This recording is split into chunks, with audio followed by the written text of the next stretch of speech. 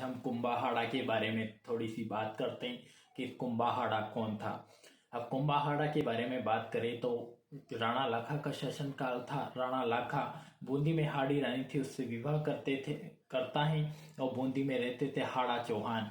हाड़ा चौहानों से के पुत्री थी और उससे विवाह करता है राणा लाखा। उसके बाद उसका एक भाई था कुंभा, और कुंभाहाड़ा उसके साथ अपनी बहन के साथ जो है वो उसके शासनकाल जैसे विवाह होता है और वो वहां पर अपनी बहन के साथ मेवाड़ में जाता है। उसी समय दूसरे दिन राणा लाखा अपनी हाड़ी रानी से पूछते हैं कि कैसा लगा आपको हमारा मेवाड़। तभी हाड़ी रानी कहती है कि मेवाड़ अच्छा है पर हमारी बूंदी जैसा नहीं है। तभी उसी समय राणा लाखा भोजन कर रहे थे और प्रतिज्ञा ली कि मैं अपना जल ग्रहण जब भी करूंगा जब मैं बूंदी के दुर्ग तारागढ़ को गिरा न दूं। तब तक ऐसी प्रतिज्ञा करते हैं।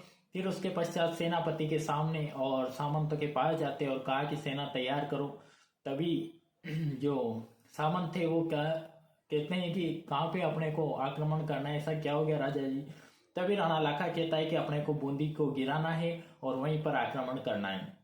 सामंतों ने कहा कि कल तो अपन वहां पर तोरण मार के और आज तलवारें चलाएंगे, ऐसे कैसे हो सकता है राजा जी। आप ऐसा करो कि आपने प्रतिज्ञा तो कर ली कि मैं जब तक बूंदी नहीं गिराऊंगा तब तक अंजल ग्रहण नहीं करूंगा, तो आप एक नकली तारागढ़ नकली बूंदी का दुर्ग बनाकर और अपनी प्रतिज्ञा पूरा करो, उसको गिरा दो। तभी ऐसे समझाते हैं सामंत उनको।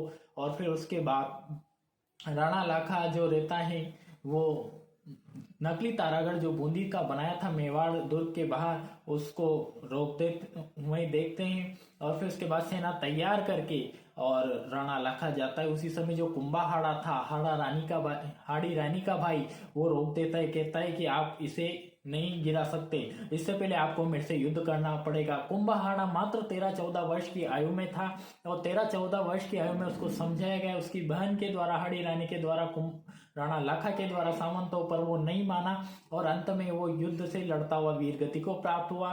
फिर उसके बाद राणा लाखा ने जो नकली दुर्ग था बूंदी उसको गिराया और फिर तब जाके अनग्रहण किया। तो राजस्थान में एक ऐसा वीर योद्धा कुंभाहाड़ा जिसने मात्र 13-14 वर्ष की आयु में अपने प्राण त्यागे और अपने देश के लिए, राष्ट्र के लिए इतना प्रेम किया।